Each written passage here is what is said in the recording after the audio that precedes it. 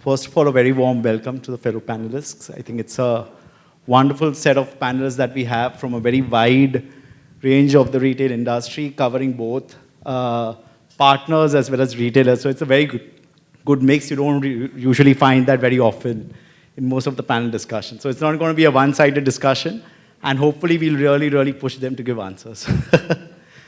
So, talking about today's session, I think, we've all been talking about omni-channel for the longest of time, right? And engagement and all of that.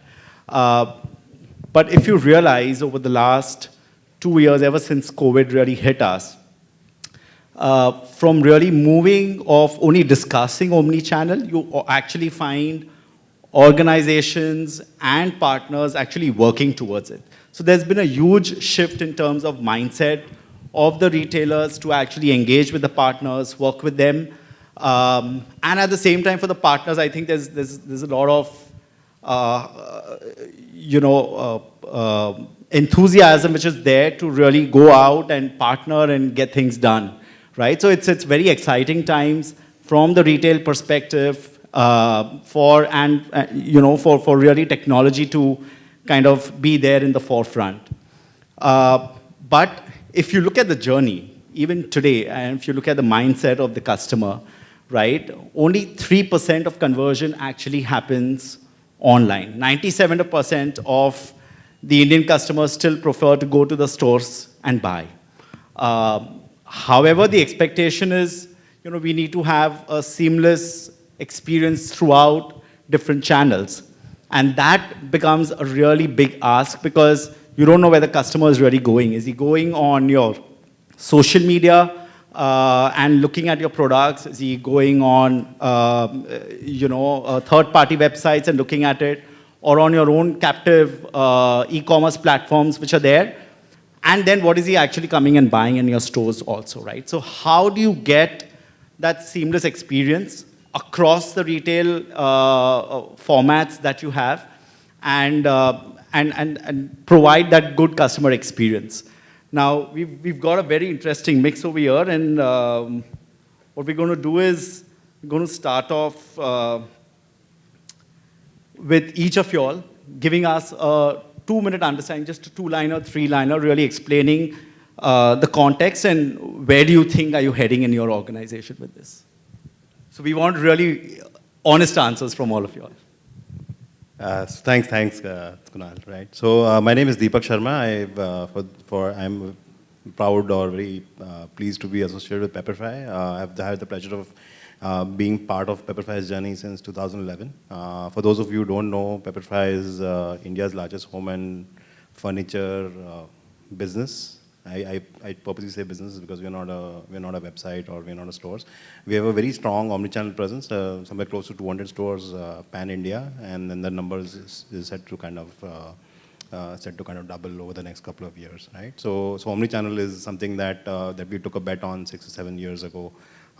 We kind of laid the seeds for it 8 years back, and then I think it's front and center to our strategy, and hopefully we'll kind of get a chance to kind of talk a little bit about what we're doing, how we kind of visualize it.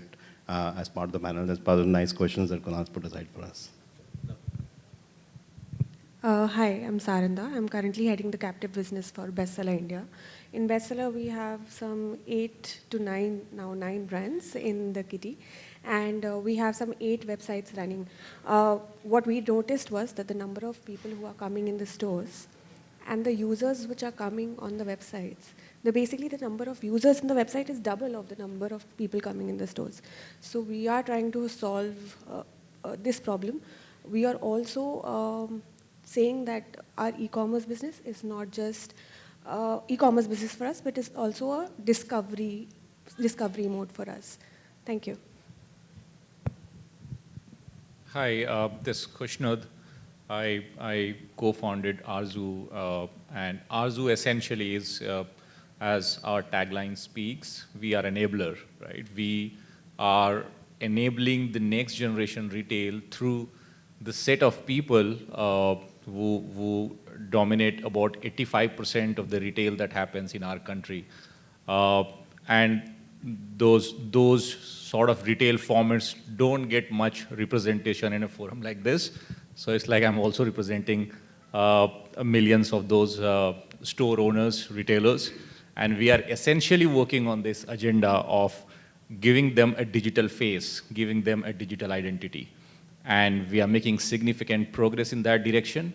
And essentially what we want to see in next 2 years is at least few lakhs of these stores across our neighborhoods be on the same level as Amazon, with an integrated commerce solution of physical store and an e-commerce that gives an on-par experience than any of these guys, right? So this is what we are doing. This is what the mission we are on to. Hi, this is Manoj. I look after product GTM for Exotel for messaging and conversational AI product.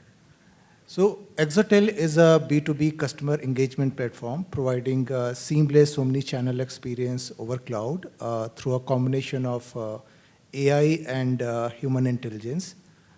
We are working across various channels and just to make sure that we are going to provide the customer experience in line with the behavior of the customers. Because what we have felt after working with thousands of the brand that definitely there are going to be different customer segmentation for your customer and they will be choosing their own journeys, right? So being a technology provider, we are just trying to make sure that when they are finding for you, you are there to engage with the customer in a personalized way at scale. So everybody is a customer here. So definitely we know that the experience is broken and we are looking after providing end-to-end customer engagement rather than touch points. Thank you. Good afternoon, everyone. My name is Rajneesh Gupta, and I lead the Zebra Technologies business in India. Maybe a lot of you are familiar with Zebra Technology, but if you're not, we are in the business of giving enterprises visibility of their assets and enabling frontline workers to give that performance edge to businesses. And closer home to the topic of discussion, which is e-commerce, we are actually helping power a lot of companies transform themselves from pen and paper processes to really adopt the digital first mindset and help customers serve their customers across multiple channels, whether it is retail or e-commerce, and really help in better accuracy of inventory, more efficient operations, and agility. And more as we discuss further. Thank you. Hi, good afternoon. My name is Sanjay Roy from Gupshup. One line about Gupshup being that we offer conversational engagement solutions across commerce, marketing, and support. The primary idea is how can we simplify the shopping journey of consumers by taking away the friction points typically associated through messaging and thereby help retail brands sell more faster. So that's all. Hi, good afternoon everyone. My name is Shailesh Solkar. I'm from Trent. I head supply chain for Trent. Kunal and I have worked in the past together. You know, most of us maybe hear and talk about omni-channel. I guess this word came into fashion almost a decade ago. And since then, I guess all of us are trying to understand what it really means.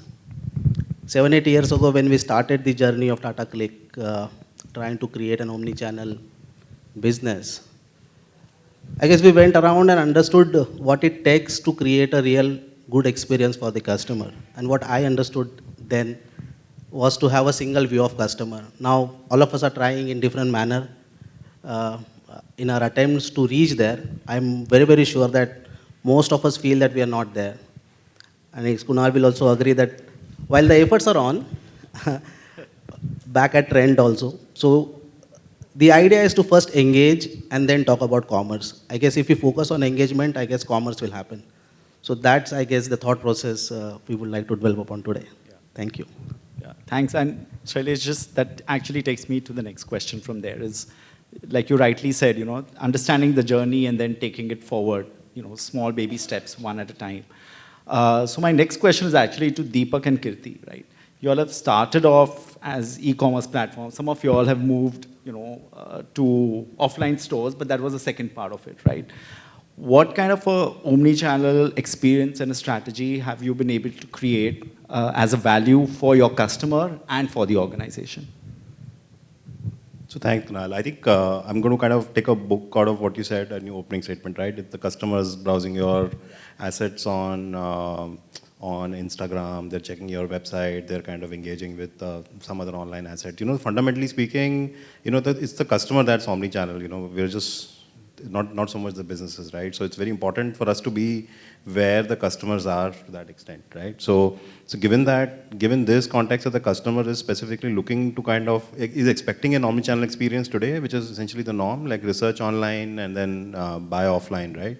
So I think the way that's been like front and center to what we kind of look to do, So for a very long time, furniture, which is like our flagship kind of category, right, has been a catalog purchase. People have bought furniture for years, looking out of catalog books and then kind of choosing, and then somebody comes and makes it for them, right? So that's essentially the problem statement we're looking to solve. As we look at our omni-channel, and maybe we'll talk a little bit more about it, the whole idea here is that help them research. But even if you kind of walk into one of our stores, we've got less than 50 products up listed out there, whereas on the website we'd have close to 80,000. Right? So idea essentially is that it's just, in my mind, in terms of an experience, it is the same customer who's kind of, I think, made a great point, right? So it's the same customer who's walking into your studio, or who's kind of browsing your app or visiting your website on the laptop, right? Fundamentally, it's the same user. And then it's important as we look at it from a unified view. The idea behind the omnichannel experience for us essentially is that, help them decide through whatever channels is convenient for them, right? And should they need to, walk into a store and then there's a face to the website, or face to like a product, right? And which helps them kind of close a deal. So that's fundamentally been our kind of strategy. It's like follow the customer, listen to what they're telling, or what she's telling you to do, right? So that. I just had a question actually. So does this offline store help you? That really increases your conversions even more than when they are browsing through the website?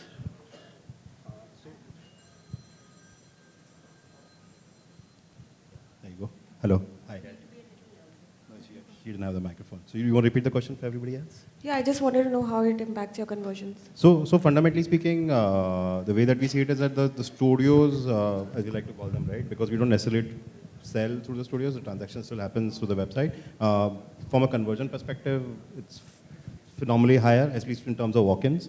And even from an AOV perspective, the typical AOV would be maybe around 40% higher than it would be on the website, simply because there is a face and a name and a guide to this. Our inherent philosophy behind the studio is slightly different from everybody else. We don't have sales managers there, we have designers in the studio. So the idea is to kind of look at it from a support perspective, is help people decide, because furniture is a discovery process, right? So, the risk of getting too specific to our category, the idea here is that more looking at it is people want to get a piece of furniture that's representative of them, because it's up for display. And different mindsets in terms of furniture versus living room versus bedroom. So all of those nuances, are better handled in person. So that way the contribution is a lot higher. Kirti? Do you have a take on this, because you also come from the whole e-commerce part of it, right? Yeah. So how different is it for you compared to the omni-channel bit? Like Sailesh will have a very different story and she'll have a very different story. But for you guys, it's more of e-commerce first and relating to the customer there. How does it change for you? Yeah, I think, see, the way e-commerce has evolved in our country, right, especially like 6-7 years. For example, when I was launching large appliances category on Flipkart about 5 years back, we were apprehensive that will we be able to sell, say, one fridge in a day, or maybe one refrigerator in a week, because why will somebody will come and buy a fridge online? And we had a lot of plans to ensure that this happens, but at the same time, there was a lot of apprehension. And I'm just talking about 2014, mid-2014. But then you start a category like this, what it helps initially to get some traction is the trust, established trust that that platform has, right? For example, we started these categories. What helped us sell, say, 30, 40 washing machines in a day then, as Flipkart as a platform, was because Flipkart was a sort of established platform and people were coming to that platform with that sort of trust. But then scaling that category was a struggle, right? What that says, and if you look at e-commerce, different categories in evolved e-commerce markets like US and China also, there are these high involvement buying categories, right? Like furniture we were talking about, large appliances, where the buying journey is longer. People take time, it's family affair to go out and buy. So there the traction on the e-commerce side has been very slow, and that's where you see that you will see a lot of love for opening offline store from large e-commerce platform, Pepperfry included, in last few years, because this is what consumers' preference is. But what is changing and why Omni is so important is that even though for these categories, your 70, 80%, or 90%, close to 90% customers are still buying offline. But the first step, if you look at the funnel, right, the buying journey for a customer, which is, it starts at discovery. And that process starts on Google or on an Amazon or on Flipkart. So that this discovery process starts online. And if you're not there, if you don't have digital presence, you are missing on in the customer's consideration list itself as a platform, right? So from that point of view, it becomes essentially important, regardless to what category you are in today, that you have a strong digital presence, but that's about presence. And then comes your engagement that leads to conversions and sales. So Rajneesh, Khushnud, next question is really to you guys, because retailers have a certain problem statement to solve at any point of time when they come to you guys, right? But you work across retailers, and a lot of times we are fixed, and I know that because I come from the other side of the table also, is that a lot of times we restrained ourselves to a certain thought process and what we want to do. How do you solve this problem for your customers? Because you will have worked with so many other people, right? That you'll have a very different perspective, and how do you gently kind of turn the tables and tell them what they're supposed to do and how they're going wrong and what should be their omni-channel story like? Oh, absolutely, Kunal. We, as I said, we are in the business of giving visibility to businesses about their assets and inventory, and really helping get that digital edge. Right. So the way we kind of look at our retail or omni-channel technology framework is in 3 buckets, right? One is around consumer experience, right? So it's all the entire pre-purchase, purchase, and post-purchase journey which you spoke about, and it can be the experiences can be in store or on a marketplace, right? So how do you deliver the best experience? The other is about empowering frontline workers, whether it is store associates in a physical store or the people working, picking, packing in a dark store, in a e-commerce marketplace. And the third piece is about optimized inventory. How do you ensure that you're not overstocked or understocked? Because inventory has a cost and price to it. Under inventory means you're losing sales. So, and every customer is unique in that sense, right? This is a journey which has many miles to go, even for the best. So the perfect store, as they would say, is still a few years away. But having said that, we work on a model called digital maturity, where you can start from as basic as pen and paper processes to the highest level where you've kind of put AGVs and AMRs and predictive and AI ML technologies, which our previous panelists spoke about. So there is no end to this, right? And everyone is on a journey right now, and we love to work with every type of customer, and we have lots to offer there. Thanks. Khushnud. Oh, he's off. Okay. Would you want to take a take on that? Because you're also from the partner ecosystem. No, it's for him. Yeah, so basically, Exotel is an omni-channel B2B engagement platform. So we are witnessing a change for last 2 years, right? So one of the change that we have witnessed that there is a huge shift in the mindset of the brand for moving from on-premise to cloud deployment. So that makes things very easier because of COVID. So obviously not thankful to COVID, but it happened. And then the second thing is the internet bandwidth, right? The internet bandwidth and the penetration of smartphones, it increased like anything. So it's not just limited to tier 1 and tier 2 city. So government is also having the plan for expanding high-speed internet to remote villages as well. So definitely the basic infrastructure, they are intact for spreading across multiple channels.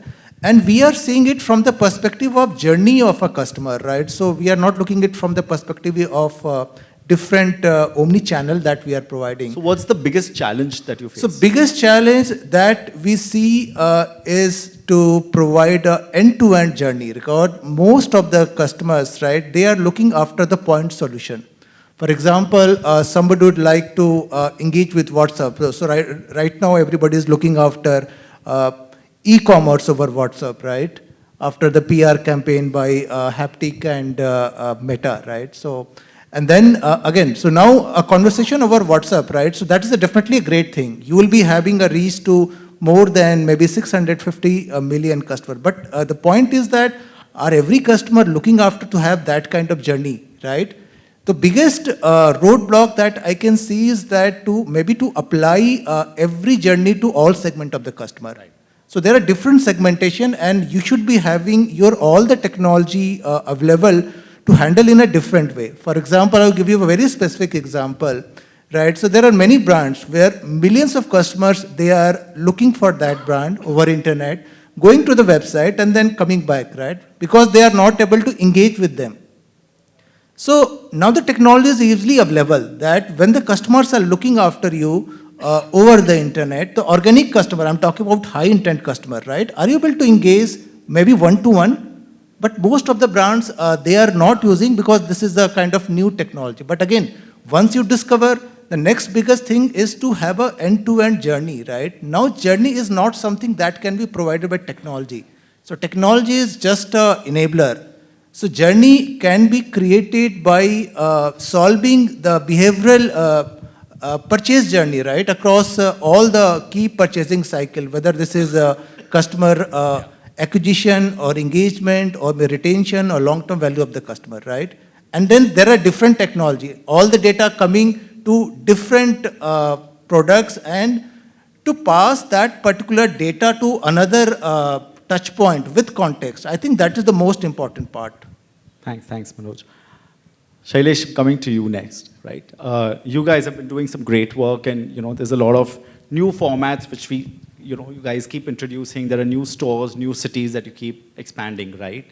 And then you've got the whole omni-channel thing that you work across with marketplaces and, all the other things that you do. How do you understand the customer buying habits? What do the customers want? How does the merchandising work around it? What kind of a strategy do you follow to kind of look at all these other elements which are there and then make sure that you keep growing, because it's a good story to have? Thanks, Kunal. That's a very big question to answer. I'll try and do it in buckets. Yeah, so we have been fortunate to have successful brands like Westside and Zudio. And I would rather commit here that we have been a bit conservative on our digital approach. We have been a bit slow. That's a strategic call we took. Sure. We are only present on westside.com, which is also a nascent development, I think 1.5 years. We started with Tata Click, and Tata Neo is the new baby. Yeah. The good part for us is that we have a huge loyalty database, almost more than 8 million customers. Yeah. And it is possible to tag the journey of the customer when she comes through any of these channels. And I guess that has given us a lot of leverage to understand the behavior. While the e-commerce contribution is not very large, because of the way we operate the business, some of the decisions we took. However, we do really understand that what she's actually looking at, and do we really need to change anything? So in the past, when we started the journey of Omni-Channel, we used to ship all our orders from DC. Now, we ship everything from our stores. So the availability of sizes have extremely gone up as we started adding the store inventory. And we know who's sitting here in the audience has been a significant part of driving this change. Also from the returns perspective, because returns, as you know, is a very, very big challenge, at least in the apparel industry. We return everything back to DC, we don't take anything in the store. So some of the choices which we made has really helped us to optimize the customer journey. Interesting. Sananda, what's your take? Because, similar to Westside, stores across different formats, different brands that you guys carry. And again, similar to Shailesh, you'll have the same set of problems. I mean, in a unique way, you'll be solving it. But what's your take on this? Actually, I'll just throw some data. So recently, actually it came to me. The data just came to me yesterday. So we realized that 20% of our new customers on the D2C platform is from the stores. And 7% of our new customers are actually going into the stores. Right.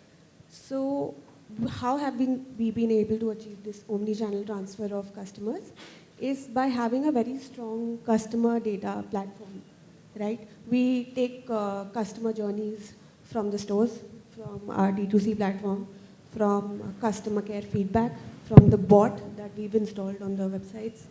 We sort of amalgamate all of this and then try to target the customer through various means and modes. I'll tell you like a very basic example. What happened recently was that on our website, we were constantly getting searches of this particular fit of denim. It's called mom jeans, right? And we started, and suddenly the searches were up. Then we sort of saw it on Google Trends as well. And then we sort of communicated this information in an omni-channel way to our stores as well. So then the stores started focusing on these sort of denims. And obviously the contribution of denim sort of plummeted up, right? So it's not just the order fulfillment journey that we are looking at in omni-channel way, but also the customer journey and studying it through various data science ways is what we're aiming at. And where does profitability fit into all of this? Actually, so sometimes, like Shailesh, all of his, like I said, profitable, so most of its fulfillment is from stores, right? Just to maintain our bottom line. We first fulfill from the DC and then from the stores. Yeah. I mean, let me rephrase the questions. A lot of times, and this is always there's a friction which happens between DC operations and stores that when returns come, it's coming to the DC. When you're selling something, who should get the profitability, whether it's the store operations, is it the corporate, is it the DC? So and GST losses, right? Yes, that's right, right? So it's quite complicated from that perspective. So, yeah. The next question again to the tech partners that we have, and at this point of time, what are those two big things or three big things that each one of you all are really doing from the omni-channel perspective in terms of supporting the partners? Which technology trends are you really seeing which are really scaling up and people are really looking forward to using them? I mean, I'm not talking about POCs, I'm talking about people using technologies.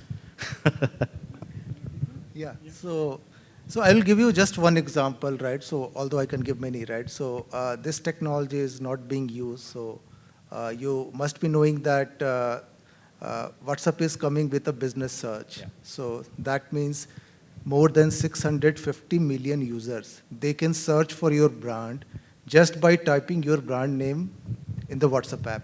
This is very powerful. That means you will be closer to 650 million customers, potential customers in India in one go.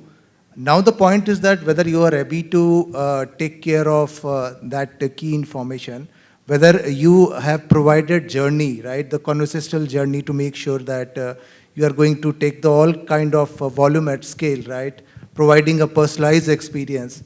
So this is this change is something that is coming. This is not live, but I think this is where most of the retail brands, they will be able to be benefited because people are looking after it, right? So this is one part. And second is, since most of the people, right, so they are searching for brands, right, over Google, right? So even when they are going to Instagram, Facebook through ad, they would like to have one-to-one connection. So when they are finding for you, at that moment of time, whether you are present and if you are present, where you are providing the personalized experience or not. I think that is the key question that everybody should be answering from the perspective of integrated customer journey. It's not about just a discovery. For example, during Deepavali, I'm trying to buy something for me, right?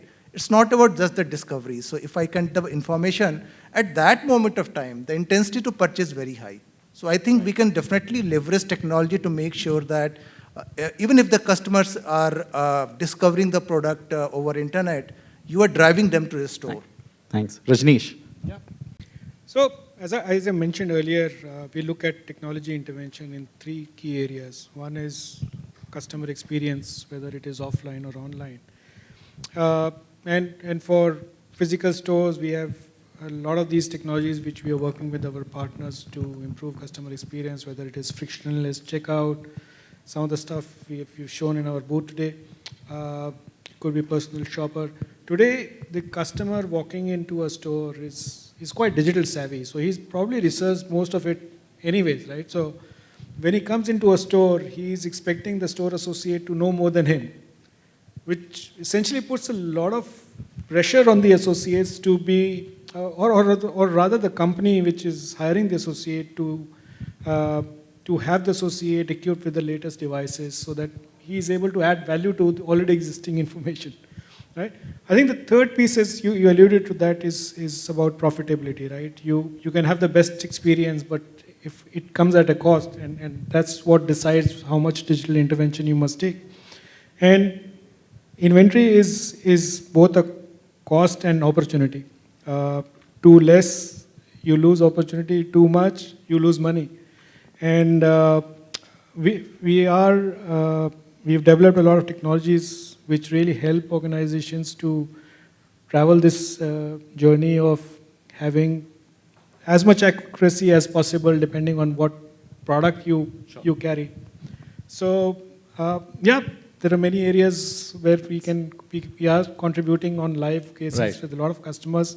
A lot of us there sitting in the room itself. You've been yourself been a user of technology. Thanks. Sanjay. Yeah, so I mean, from Gupshup's standpoint, I think Shailesh mentioned it beautifully. It's all about understanding the customer. Now, we have solutions that can help businesses, engage customers across all these channels. So, world's largest WhatsApp partner by volumes, right? We support Instagram, we support GBM. But then when you talk about omni-channel, the biggest problem is who is the customer and how do I identify them? So we figured out that, the CDP, I think you mentioned, that's a big gap. Many large organizations can invest and build it on their own, but several organizations cannot.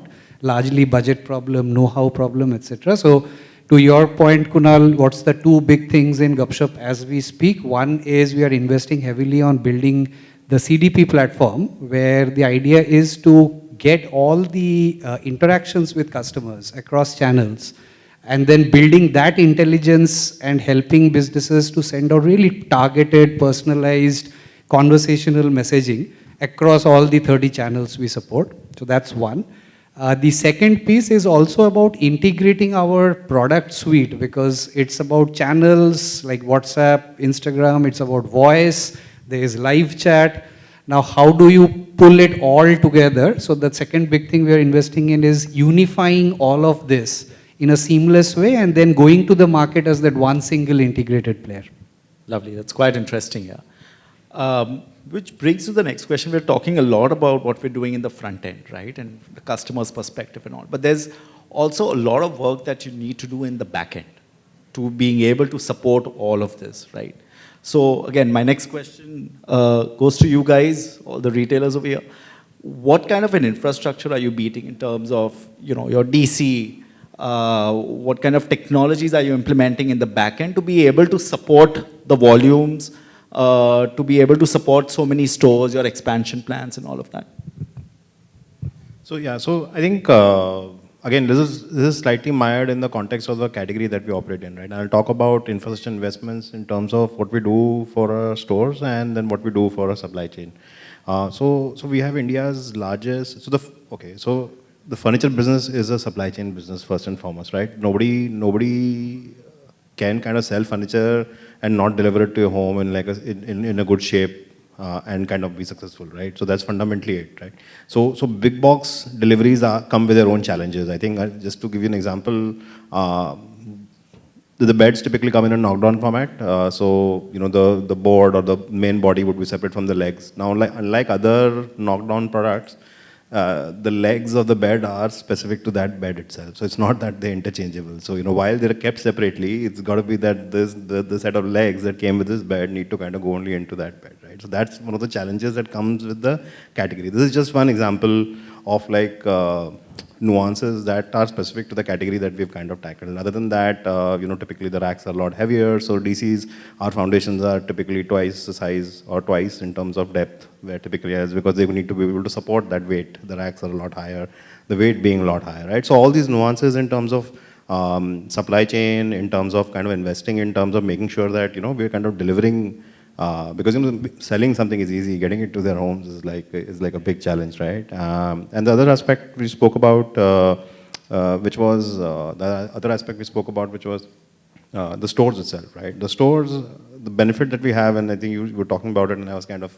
thanking our stars. You know, we don't sell anything at the store, so there's no concept of kind of attribution. You know, where does the retail, where does the GST go, or where does the return get attributed to? Everything sells through this one channel. And then this is the other thing I'm going to talk about, you know, a little bit, which is as this is one of the examples where I think businesses look to become omni-channel, but they, in fact, what they do is they end up becoming multi-channel, right? So a true omni-channel experience is an integrated experience. You know, you want to kind of leverage that entire back-end where you're kind of leveraging, getting the economies of scale and providing this concerted experience to your users, right? So those are the investments, how we see it. You know, it's like, it's a very easy trap. You know, it's like, oh, is it one more store that we're doing?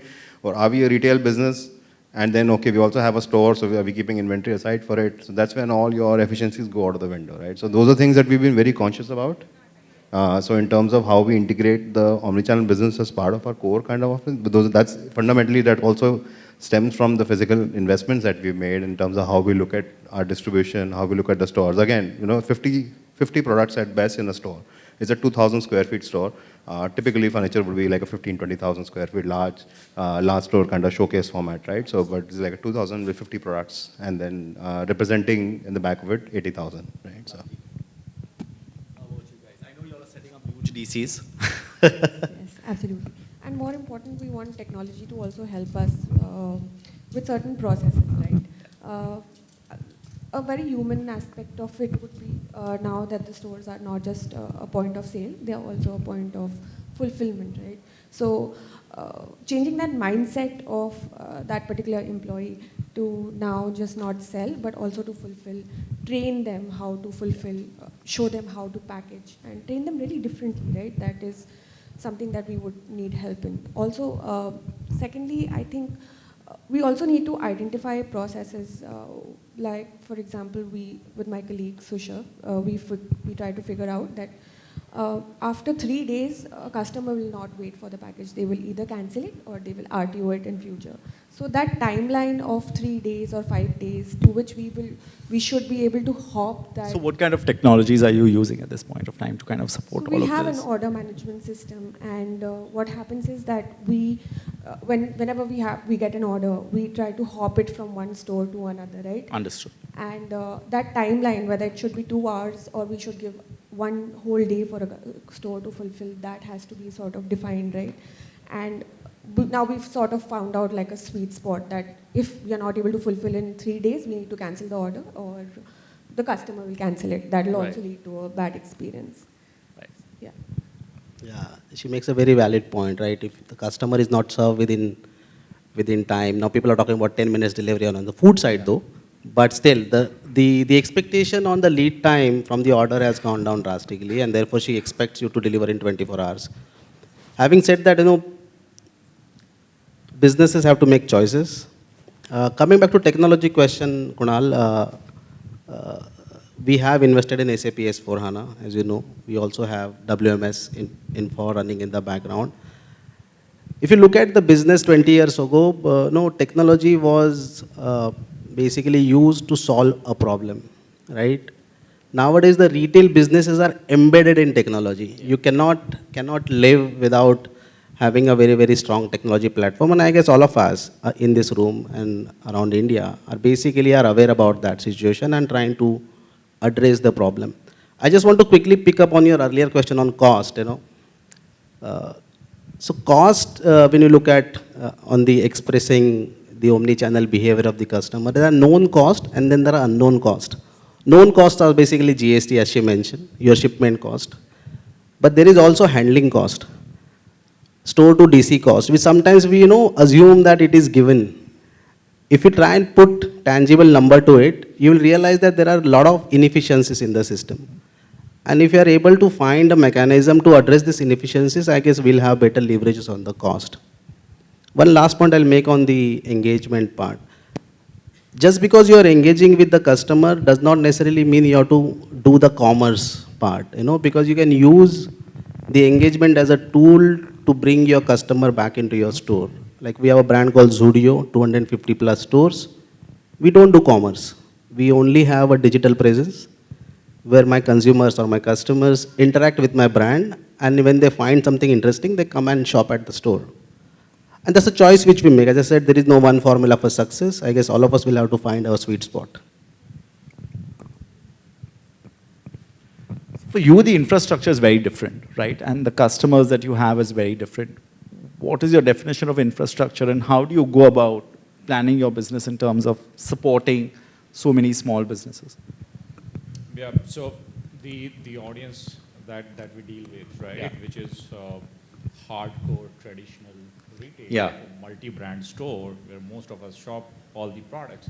And I'm talking about audience a level below in the pyramid, a level below, say, Vijay Sales, right? Yeah. There the challenge is twofold when we keep talking about omni-channel, but they are, I think, far off from there, right? Their challenge is twofold. One is that how do you drive up conversion of all the people who are walking into the stores, right? The conversion typically varies between 15 to 20%, which means out of every 10 people who are walking into the store, 8 people are walking out without buying anything, right? And the reason to it is very different today post Amazon and Flipkart. And reason to it used to be very different pre-Amazon and Flipkart, right? Today people walking into the stores, they have already either discovered the product, they are looking for exact same product, or they are coming and discovering the product in store, and then they are looking up online, and you're thrown this challenge of bettering the proposition for them, right? So that's one-fold challenge for them, and that's imposed from getting sandwiched, say, between large format retailers sitting on the top and then the online coming from behind. So that's one angle that this audience is working on, that how do you better your inventory and product range availability in store, right? You can't be running a retail store business where you offer just 30, 40% of the entire merchandise universe in that category, right? Whereas you go to an online destination, you find 90% of the selection, right? So one fold of the problem is solving for the in-store selection.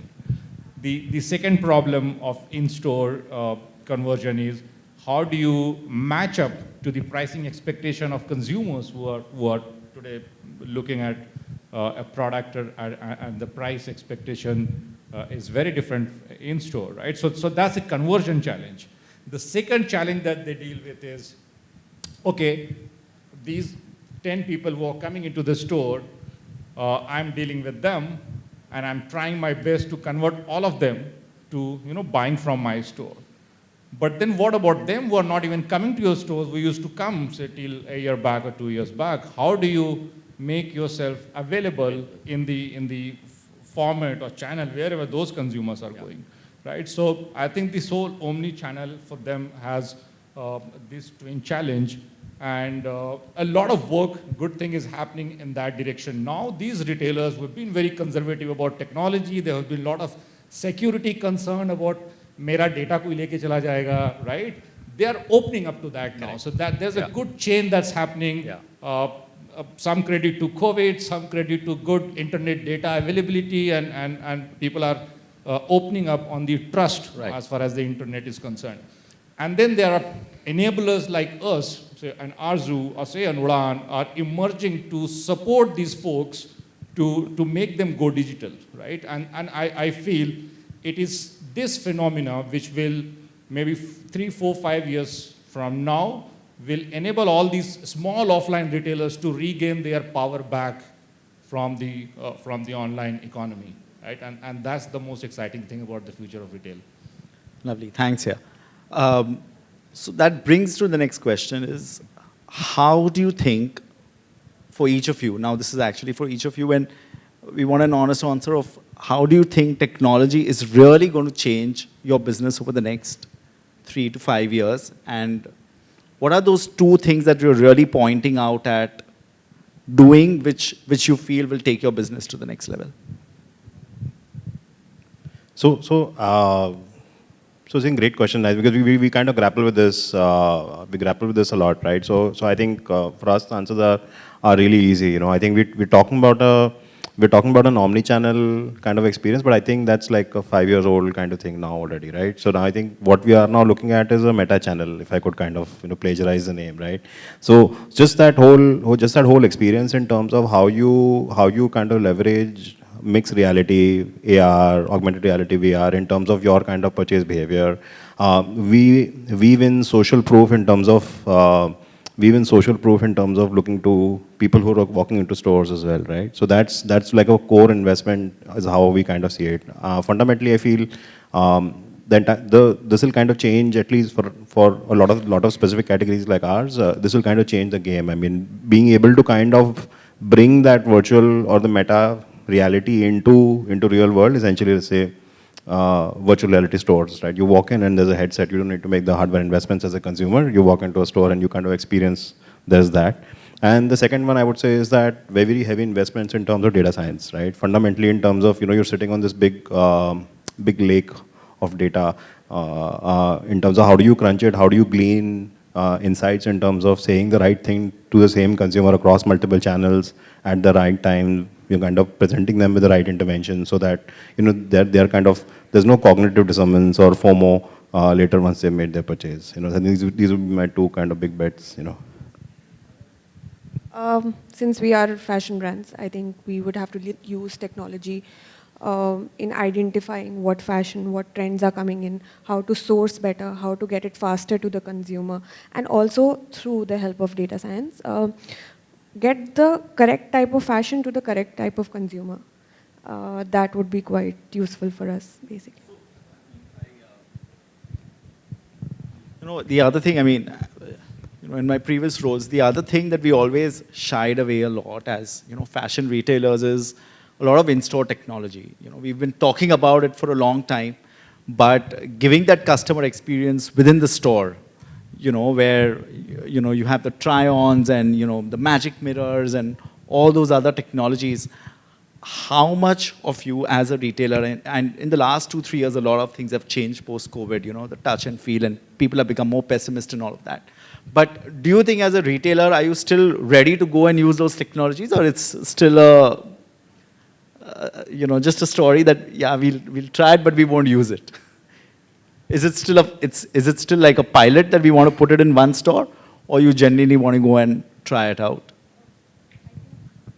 So most of this technology comes at a cost, right? And yeah. But yeah, so first, obviously, we did try the try-ons, that magic mirrors and unfortunately, the adoption was not as per the mark, so we couldn't go ahead. So yeah, offline, we've noticed, like, we try to bring in a lot of these technologies. RFID is one of them, which we are getting in our stores now. But yeah, it always starts from a few stores, see the success, and then sort of roll it out. Yeah, I think to answer your question, see, Last 10, 12 years, if we go back, right, India, we have seen retail in several formats. It has evolved, right, from large format, modern trade, e-commerce. Now we are talking about omni-channel, right? But I think one thing that remains fundamental to retail, right, and few things rather, that remains fundamental to retail that has not changed, and that will never change even 100 years from now, which is you have a customer, right? You need merchandise, and then you have a destination, which is a store. It could be online or offline. These three things remains very fundamental and core to it. They are evolving. A consumer is becoming sort of prosumer. He's participating more in the product. He's participating more in the product creation journey. Pepperfry is, as an example, they are doing a lot of work in that direction. The merchandise need today is evolving, right? People are looking for more product. Hence, the destination, which is the store, which is either online store or physical store, has to evolve to match up to these needs, evolving needs of the customers. And coming to the profitability piece that you spoke about, right? Profitability in retail is always a factor of scale, and you need to be very conscious of that. Every DC that you are opening, what sort of scale that you can create to get more and more fulfillment from that city. Multi-brand environment is very different scenario. It's more challenging for single brand retailers. But the way I look at it, path to profitability for a multi-brand sort of retail environment is maybe more and more of hub and spoke model, where you create more and more spokes of stores from one DC. It could be your own store. It could be other stores you can make. So that can actually be a topic of discussion by itself, and I think probably Sailesh can spend a full day just talking about it. Manoj, what's your take?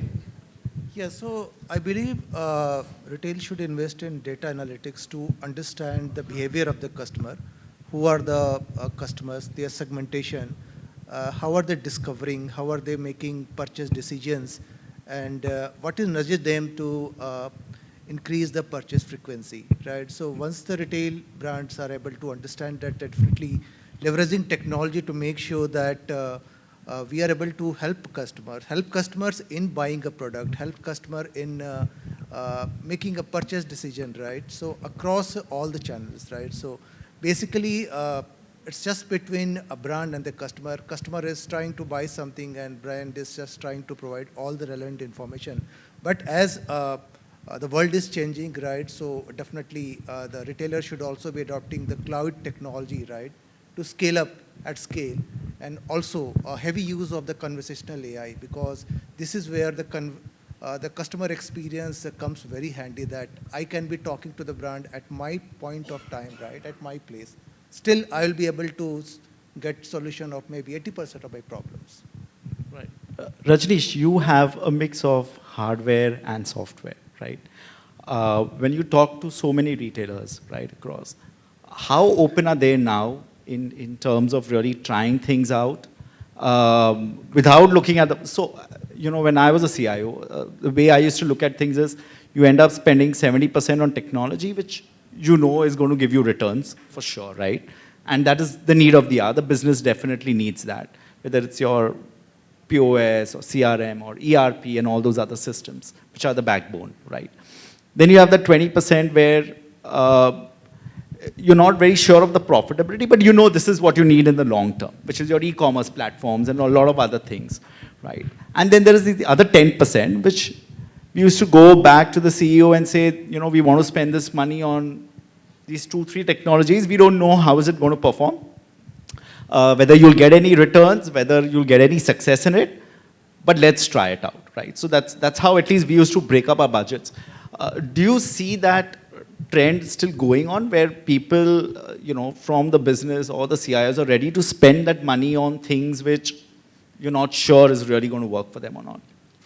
Yeah, it's a tough question, Kunal. That's why we have you, to give an honest answer. Let me try and take a dig at it. I think what's really driving technology intervention today is the digital savviness of the customer himself, right? With every at least 1 or 2 people in the country carrying a smartphone, Everybody's got information on his tips. So, in fact, customers know more about the product than the store associate, he goes to shop to. So in that environment, and having seen success of companies like, let's say, a Flipkart or a Pepperfry, dislodging the classic retail physical store model, it is only imperative that companies which want to survive have to adopt digital, right? And there will be, as I said, different levels of digital maturity of every customer, different levels of ability to take risk. So we work with all kind of customers, and we work with the most savviest of them, and they continue to solve real world issues. Even the best of them try to solve inventory accuracy issues. Yeah. How can we make fulfillment centers faster, more agile? Exactly. How can we make the returns process more seamless? So a bulk of conversation continues to be on brass tacks. I understand. Sure. Right? Thanks. Anjay. Yeah, so I think, my 2 cents is, again, technology should come later. First is know what problem you want it to solve. So most of the time my conversations are around, WhatsApp hai, kya kar sakte hain, right? What are the use cases, right? And most often it's the simple things which are so easy to build out quickly and it delivers immediate ROI. So one simple example is, one-click bill payment, right? So you send an offer, you send one link, it's integrated with UPI, click the link and you just pay in the same flow. Not difficult at all. So you don't really need to, over-engineer and complicate things, and don't put technology ahead of the cart. Just put the problem in first and then technology will surely solve the problem. No wonder. I guess very well said. Kunal, while the approach to engagement, because the topic was engagement, must have gone through rigorous change over last few months or decade, you may say. But the basic rules of engagements are still same, right? If you're looking at a customer, what is she looking at? She's looking at trust, convenience, and speed. I guess one of the reasons why Amazons and Flipkarts of the world have been flourished because they've been able to create this. And especially for retailers like us, we're trying to also create that in a brick and mortar scenario. So I guess most of the technology will enable, if these 3 things, trust, maybe not technology, but the convenience and speed can definitely, technology can be a big enabler. So yeah, I guess all of us have a long journey to cover. Yeah, I think what we're hearing from all of you, whether it's the partner ecosystem or the retailers, is that I think we're all in that journey, right? Some of us are still discovering, and I think that discovery, will always be there. That journey remains open all the time because there will be new challenges which will keep coming and we'll have to keep facing them as and when that comes. But I think what I keep hearing from a lot of retailers and partners over the sessions also is, most of them are quite clear what they want to do now in the next, over the next couple of years. What kind of numbers are they looking at? Why are they looking at those kind of things? And what problems are they really trying to solve? So it's a good state to be in. I think we were quite confused a couple of years back where everyone wanted to do everything, but they were not sure how is it going to work, right? But I think that state has changed in the last few years. And it's going to be exciting times. As people start getting more profitable and scalable, I'm sure we'll see more and more technologies coming into play. I see a lot of new booths which have come up this time, which I never saw in RAI last time, which is a wonderful thing to have, right? Because that just shows the kind of excitement and the kind of work that's happening around in the whole technology space. So wonderful. I think it's been a great experience and a great set of panelists for giving us wonderful insights. Thank you all. We're open for Q&A if there are a couple of questions that you have.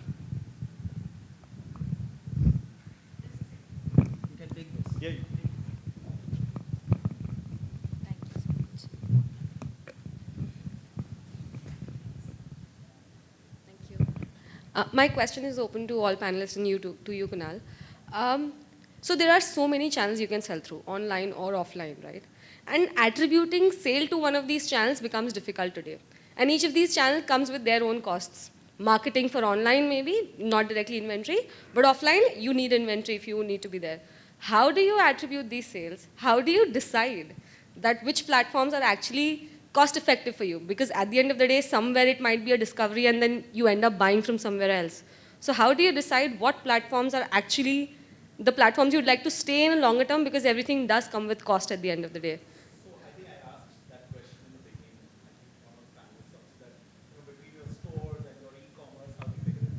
But, this is the time when people are trying to do different things, as retailers. So, we still have to. Hello. So we'll still have to wait and see how it goes. Whether, to book that profit in e-commerce or to book it in the store, wherever it is, I think that will still take time for a lot of retailers to mature and figure that out.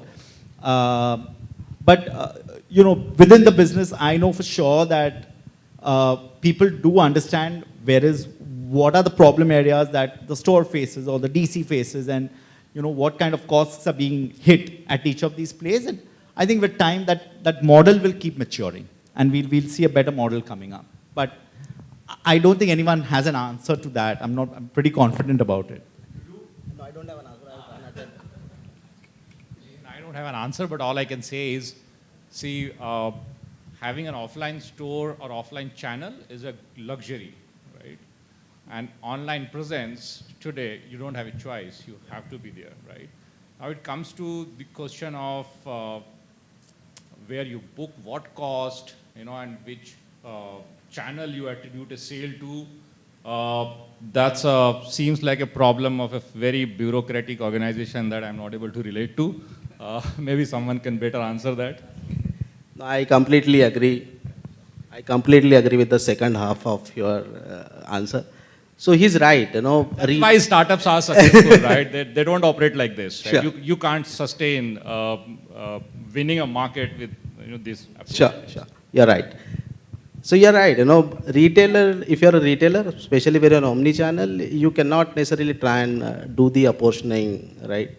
You can at a high level do the apportioning, but ultimately think your business and retail as not finance. I guess that will yield more benefit than really trying to apportion. Because as Kunal said, all of us are learning, and maybe you can treat it as a learning cost. And it will take a lot of time for us to mature, and India is a big market. So I guess it's too early to try and, bucket the cost into online or offline. I guess that will be a better way to put it. We'll take one last question. We're running out of time. Hello. Yeah, I am Sainath, Head of Marketing at Wally Digital Signage. My question is, can each of you tell me... We don't have time for each of you, so you can point to one person. At least a couple of you tell which is the one brand which you think is acing the customer engagement thing. Sorry, could you repeat yourself? Favorite brand in terms of customer engagement which you see in the market? I don't think I'll answer that on the mic. We'll probably meet outside. No, I think I'll speak on everyone's behalf. I think everyone's trying to do a lot of things, right? And in each way, every brand has its own journey, right? So, whether it's Pepperfry or it's, bestseller or it's Trent or anyone else, everyone's trying to solve their own problems and trying to give their best possible customer engagement journey to their customers. So it's a very relative term, to be very honest. Amazon may have a different story and a different customer success story that they may want to preach compared to what a Sailesh or a Saranda will have. So I know where you're getting at, but it's very difficult to answer because everyone will have their own journey to kind of map to. I don't know. Have I answered your question? Thanks. All right. Thanks everyone for being such a lovely audience, and I hope this session was as interesting for you as it was for me to kind of moderate such an esteemed panel. Thank you.